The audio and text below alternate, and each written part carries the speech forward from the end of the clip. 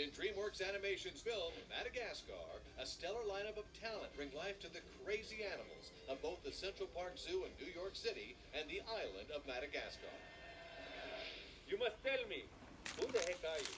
I'm Alex, the Alex, and this is Gloria, Marty, and Melman. I play Alex, who's, I guess, sort of a little bit full of himself. He's sort of the main attraction at the zoo. He's the king of the Central Park Zoo. Alex, the lion!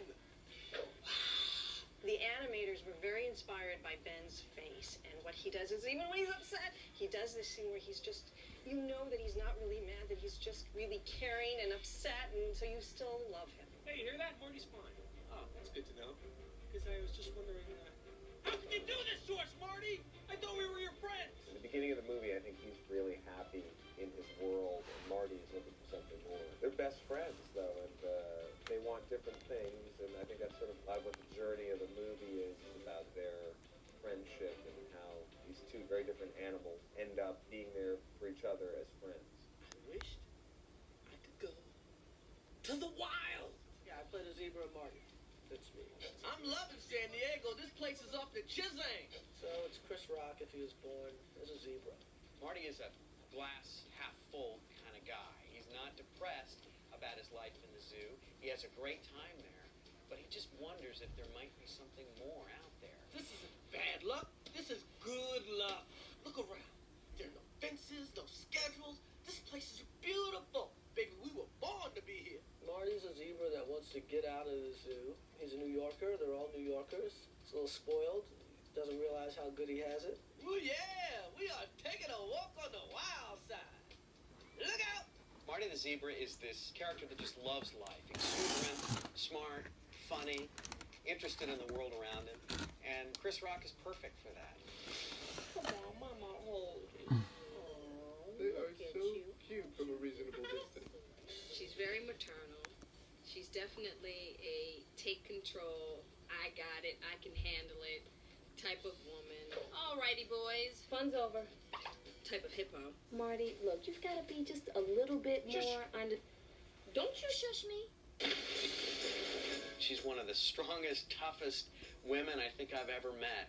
Not to be pushed around, knows what she wants out of life, and that's exactly who Gloria is too. It's really possible to be a big creature like Gloria, but still be really sexy and powerful and strong.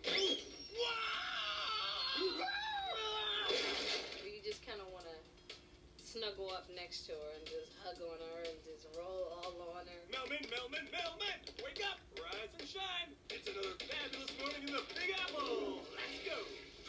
Not for me. I'm calling in sick. What? I found another brown spot on my shoulder. See? Right there. You see? Melman, you know it's all in your head. Well, I play Melman, the giraffe, and he's, the tallest and the coolest of all the animals in the movie. No, he's not really, but he's the tallest. Nature! It's all over me! Get it off! I can't see! I can't see! Oh, I can see. Some actors just lend themselves perfectly for animation. David Schwimmer was one of those, where you hear him. You don't have to look at him. You can just hear him and go, he'd be a perfect Melman. He'd be a perfect hypochondriac. And he's sweet, and he's caring. We wanted Melman to be comic relief as well as just someone really endearing. That room has some nifty little sinks you can wash up in, and look, free mint. Stunt tongues are very necessary in this film. There's a lot of tongue gags. Melman rarely uses his hands. I mean, his tongue is very active. It's an older code, Skipper. I can't make it out. Those are great. Okay, Chris, we can move on to the next bit. My name is Chris Miller, and on Shrek 1 and 2, I had an opportunity to play the Magic Mirror, and in Madagascar, I play a penguin named Kowalski. Kowalski's a bit of a scout. He assists in digging tunnels, breaking down codes, and anything he can do for his captain and the rest of his crew. The voice of the lead penguin is Tom McGrath, who is also directing the film. He plays the skipper. The skipper's voice was just, I think, from pitching the boards of the penguins. He'd just bark orders. Rico, progress report, status. And I had done Scratch and pitched for so long with this character, we just got used to the voice. You hire mammal. Can you read? The skipper is trying to be a bit of Robert Stack, because initially he was the inspiration. All right. Let me think. And shut him up! Trying to be a little bit Charlton Heston in a way, you know. I like to kiss you, Doctor. And be a little bit suave to kind of compliment the barking, you quadruped. You know, sprechen Sie English? And it just became a matter for me, speech-wise, of just over-articulating every single thing I say. Shh. Shh. We're hiding. Be quiet, everyone. Including me. Shh. Who's making that noise? Oh, it's me again. We've got a great cast of lemurs on the island of Madagascar. Sacha Baron Cohen plays the voice of Julian the king. And this guy is kind of dumb as a post, but full of himself. He thinks he's the greatest leader. Wait. I have a plan. Presenting your Royal Highness the illustrious blah, blah, blah, you know, etc., etc. Hooray, let's go. I play Maurice, who is the assistant to the self-proclaimed king.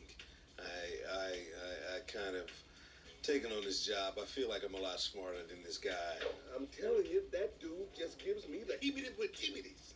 How can you have the heebie-jeebies for Mr. Alex? Look at him. He's so cute.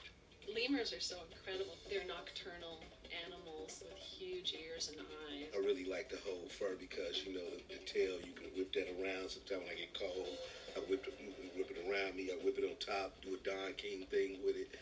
It's a number of things that you can do with a tail of that fuzzy magnitude. What are they?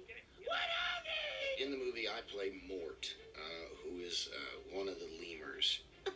He's in charge of the cute department for the movie because he's just a ball of cute. I just want to dunk him in my coffee. I think there's some sort of scientific mathematic ratio of big eyes to small furry head, and his eyes are about, I'd say, 60% of his head. I like them first. Before I even met them, I like them. Yes, So that I yes. like them. You hate them compared to how much I like Shut them. up, you're so annoying. Oy vey. Oy vey! Oy vey, everybody! When these guys came on board, Jada and Ben and Chris and Dave and the rest of the folks, you know, they take it to a whole new level, a place that you never even expected or anticipated. Lady, what is wrong with you? And that's part of the joy of doing this kind of work and working with that kind of really star talent.